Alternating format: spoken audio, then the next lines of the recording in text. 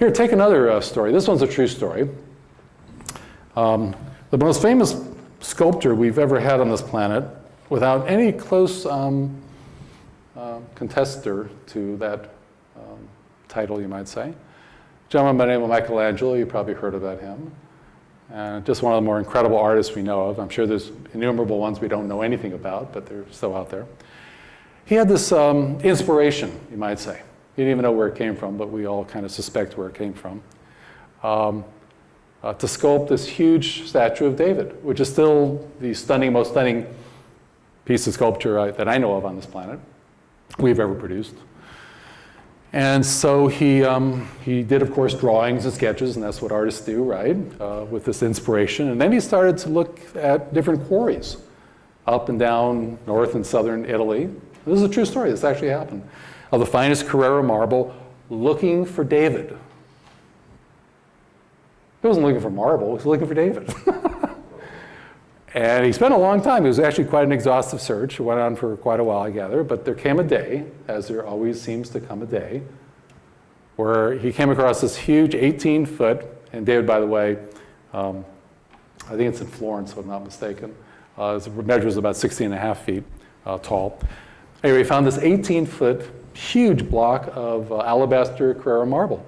And he just sat there looking at it for the longest time, doing more sketches in different angles, until he literally could see David in the marble. And he said, that will do. Now, I don't know in that day and age how they could cut it and transport it. I can't imagine any of that was very easy.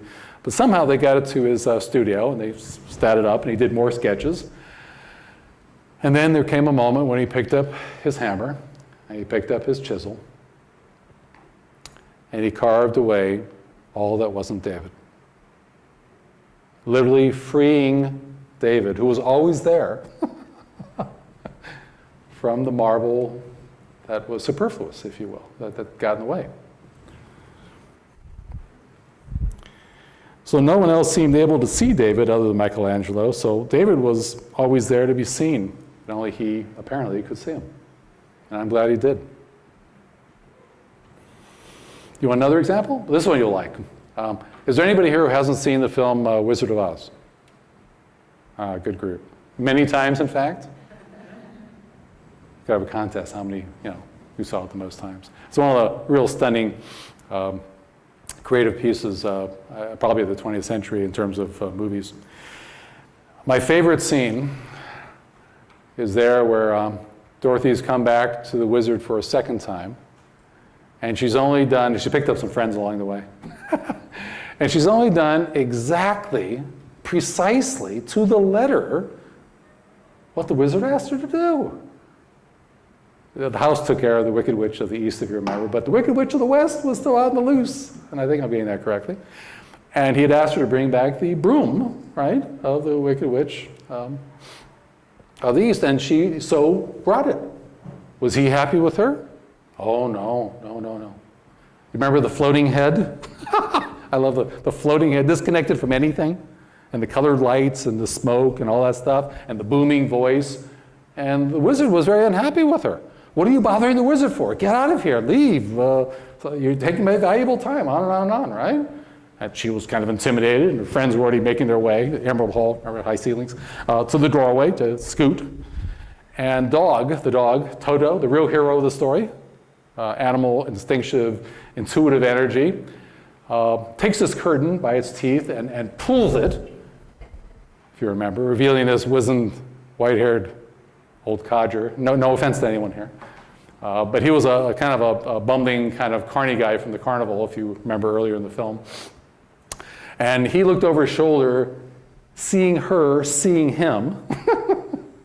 And then the great line, pay no attention to that man behind the curtain, right? But the jig was up, wasn't it?